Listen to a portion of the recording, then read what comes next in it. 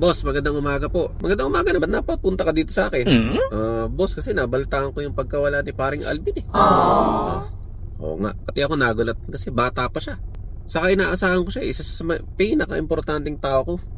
Hindi ko alam kung anong gagawin ko ngayon, nawala siya eh. Yun na nga din boss ang pinunta ko dito. Kasi sa totoo lang, kasi kung tutuusin boss nitong mga nakaraang buwan, talagang okay naman ang performance ko eh. Okay? Saka feeling ko naman boss, wala naman akong pagkukulang sa inyo. Sige, okay. Ang tagal ko na rin naninilbihan para sa inyo. Okay. So, baka naman boss, pwede ko nang paltan si paring Alvin sa posisyon niya. Sigurado ka ba dyan? Oo boss, feeling ko deserve ko na naman eh. Wala pa namang ilang araw na namatay si Alvin. Nakaburol pa nga siya eh. Ngayon gusto mong paltan ang posisyon niya? Hindi ka ba natatakot doon?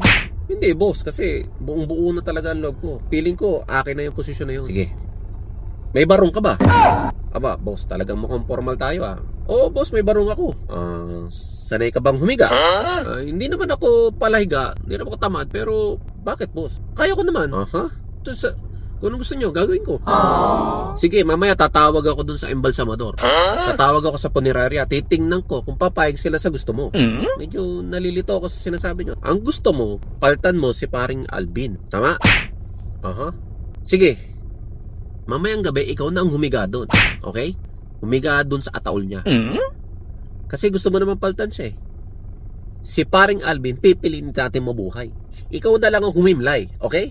Boss, hindi gano'n ang ibig ko sabihin. Hindi, ganun yun, di ba?